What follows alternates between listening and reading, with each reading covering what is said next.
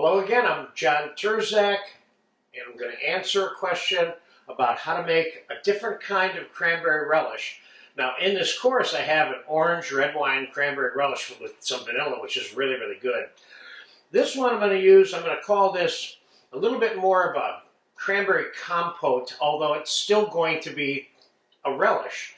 And I got a 12-ounce bag of fresh cranberries from the supermarket here in front of me.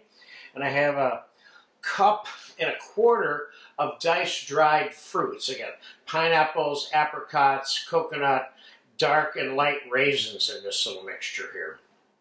And we're going to start by bringing over a hot pan, and we're going to put the cranberries into it, along with 1 cup of sugar or less. Let's go 3/4 of a cup of sugar. We have about 2/3 of a cup of dry red wine. And we're going to put some vanilla in here. I don't want to overload that. I'm putting about 2 tablespoons of pure vanilla extract in there. I don't want to overload this mixture with a lot of liquid, because when it's all said and done, I want it to be a little bit more relishy, compote-ish, if that's the right word. So let's put the dried fruit in there. And let's put some Gran Marnier in there. This is going to be an orange thing. I have some mandarin oranges here. We're going to put the zest in there. And let's put a little bit of, let's go 1 ounce, 2 ounce, 3.5 ounces of Gran Marnier. Now let's get the orange zest into this. Take the orange. What sets this one apart is the dried fruit and the Gran Marnier. That's what kind of sets it apart from your average, everyday old cranberry relish out there, if there is such a term.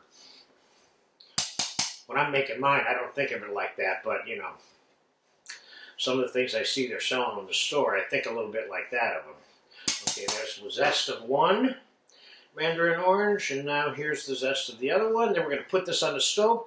We're going to cook this briefly, just long enough so the cranberries are not hard. We want whole cranberries when it's all said and done here. And we're going to spread this out somewhere to cool. As soon as it comes to a simmer, the first or second or third cranberry that starts to pop, we're taking that thing off the fire. It doesn't need to cook a lot. That's not what we're trying to do. The soaking of this mixture after it's cooked is where the dried fruit will all be kind of reconstituted and make up the guts of this compote or relish, if you will. So I'll be back in a couple of minutes. As soon as this comes to a simmer and it starts to pop, I'll take it off. You can see how it looks. We'll dump it in a open pan to cool off. We'll stick it in the fridge. We'll come back to it a little later after that. So this is part 1 of cooking it. I'll be back in 5 minutes. Okay, it's only been 5 minutes, and this thing is simmering.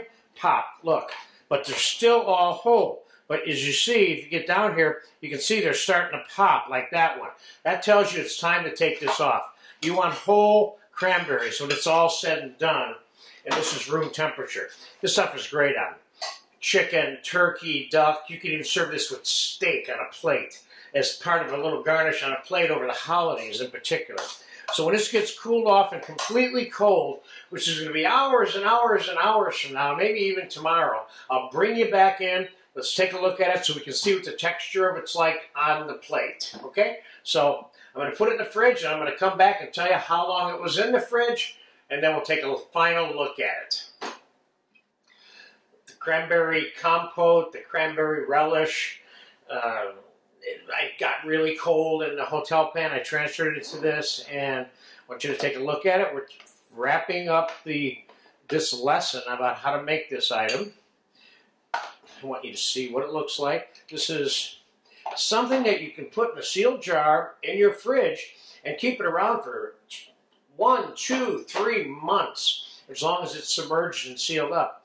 And can you serve it warm? Yeah, you can warm this up and put it on a plate with other hot food if you want.